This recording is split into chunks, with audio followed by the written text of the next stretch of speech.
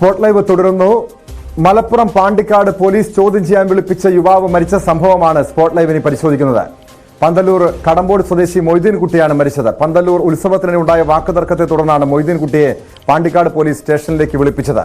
ഇതിനിടെ കുഴഞ്ഞു വീണ മൊയ്തീൻകുട്ടിയെ ആശുപത്രിയിൽ പ്രവേശിപ്പിച്ചെങ്കിലും പുലർച്ചെ മരണം സംഭവിക്കുകയായിരുന്നു. അതേസമയം മൊയ്തീൻകുട്ടിക്ക് മർദ്ദനമേറ്റെന്നാണ് നാട്ടുകാരുടെ ആരോപണം.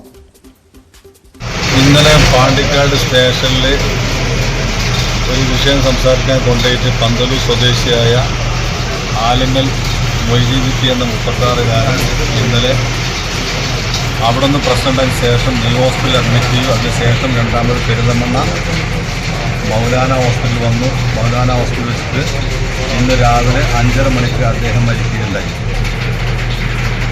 അപ്പോൾ സത്യം പറയുകയാണെങ്കിൽ ഇതിൻ്റെ ഒരു ഉത്ഭവ പരിപാടി എന്ന് വെച്ചാൽ ഇത് പന്തല്ലൂർ കഴിഞ്ഞ ഞായറാഴ്ച ഒരു വേലയുണ്ടായിരുന്നു.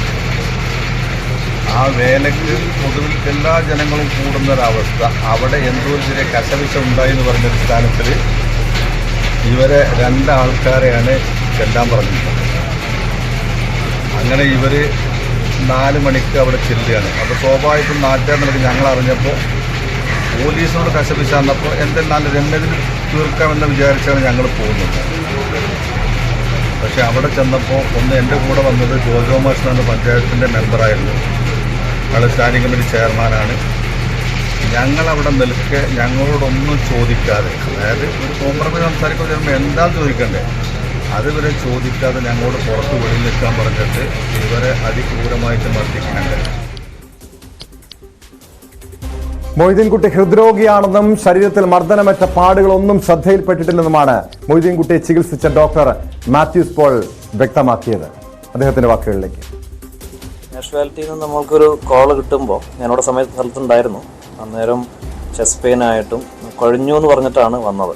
അപ്പോൾ വരുമ്പോൾ തന്നെ കാഷ്വാലിറ്റിയിൽ ECG എടുത്തപ്പോൾ അറ്റാക്കിൻ്റെ ചേഞ്ചസ് ഉണ്ടായിരുന്നു.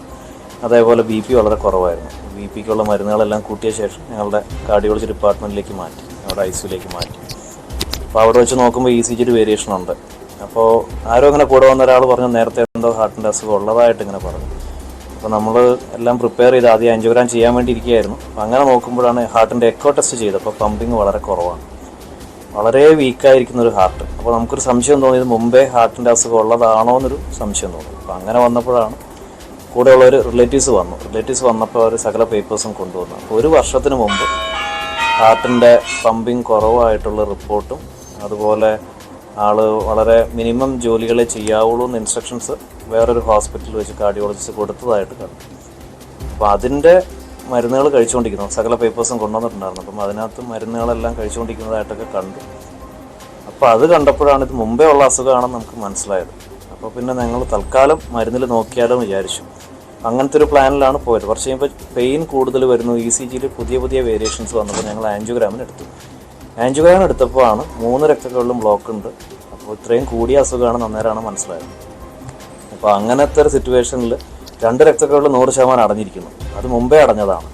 പിന്നെയുള്ള ഒരു രക്തക്കുഴൽ നല്ലപോലെ രക്തം കട്ട പിടിച്ച് കിടക്കുന്നു. അപ്പോൾ ഞങ്ങൾക്കറിയാം അങ്ങനത്തെ കേസസിൽ നമ്മൾ പെട്ടെന്നൊരു ആൻജിയോപ്ലാസ്റ്റിക്ക് പോയി കഴിഞ്ഞാൽ ആ രക്തം കട്ട പിടിച്ചെടുക്കുന്ന രക്തക്കുഴൽ നമ്മൾ സ്റ്റെൻഡ് ഇടാനോ പോയി കഴിഞ്ഞാൽ അപ്പോൾ തന്നെ ഹാർട്ട് നിന്നു പോകുന്നു. ഞങ്ങൾ ഇതുവരെയുള്ള അനുഭവത്തിൽ അറിയാവുന്നത് കൊണ്ടാണ് മെഡിസിൻസിൽ ട്രീറ്റ് ചെയ്യാം, ആളൊന്ന് സ്റ്റേബിളായ ശേഷം ബൈപ്പാസ് സർജറി ചെയ്യാം. ഇതാണ് ഞങ്ങൾ പ്ലാൻ ചെയ്തത്. അതിൻ്റെ ഭാഗമായിട്ട് ഞങ്ങൾ ICUലേക്ക് പേഷ്യൻറ്റിനെ മാറ്റി, സ്വന്തക്കാരെല്ലാവരും കണ്ടു, സംസാരിച്ചു.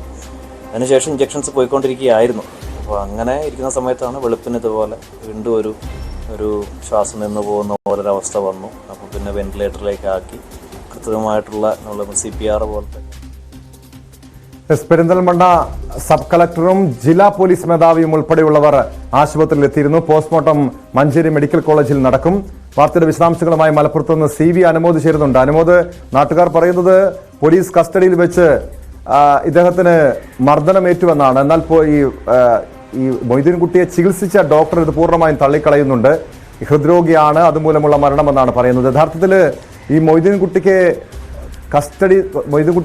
കസ്റ്റഡിയിൽ വെച്ച് അദ്ദേഹത്തിനെതിരെ മർദ്ദനം ഉണ്ടായിരുന്നു, പോലീസ് മർദ്ദിച്ചു എന്ന് നാട്ടുകാർ പറയുന്നുണ്ട്. ബന്ധുക്കൾ അത്തരമൊരു ആരോപണം ഉന്നയിക്കുന്നുണ്ടോ?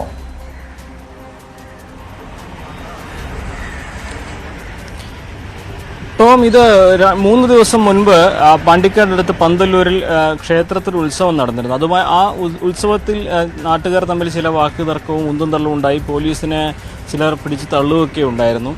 ഇതിനെ തുടർന്നുള്ള ചോദ്യം ചെയ്യാനാണ് മൊയ്തീൻകുട്ടി അടക്കം പോലീസ് പാണ്ടിക്കാട്ടേക്ക് വിളിപ്പിച്ചത്.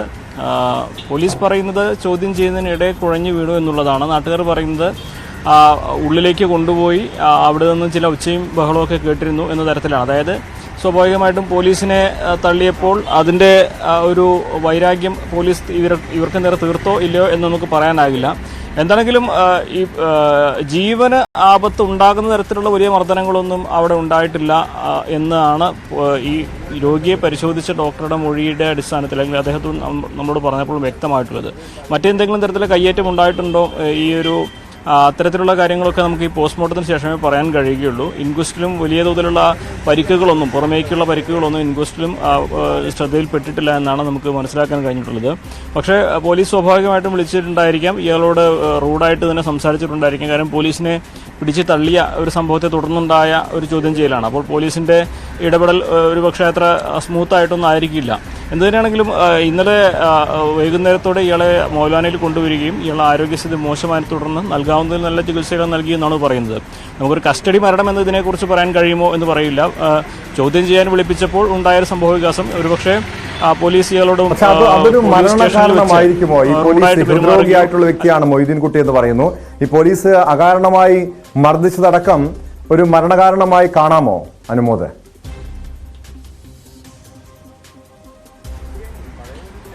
ഇത് ഈ ഡോക്ടറോട് നമ്മൾ ഇക്കാര്യം ചോദിച്ചിരുന്നു. അപ്പോൾ ഇയാളുടെ ഹൃദയത്തിൽ 20% പമ്പിങ് മാത്രമാണുള്ളത്. എപ്പോൾ വേണമെങ്കിലും നിന്നു പോയേക്കാവുന്ന ഒരു ഹൃദയവുമായിട്ടാണ് ഇയാൾ ജീവിച്ചിരുന്നത് എന്ന തരത്തിലാണ് വൈദ്യ സംഘത്തിൽ നിന്നും ലഭിച്ച വിശദീകരണം. അതായത് ക്രോണിക്കൽ ഹാർട്ട് ഡിസീസ് ഉള്ള ഒരു വ്യക്തിയാണ്.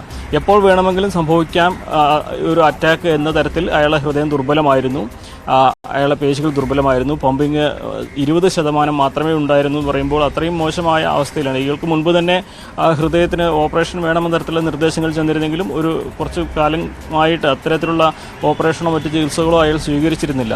ഒരുപക്ഷെ മാനസിക സമ്മർദ്ദം വരുമ്പോൾ നമുക്കറിയാം ഹാർട്ട് ബീറ്റ് കൂടും.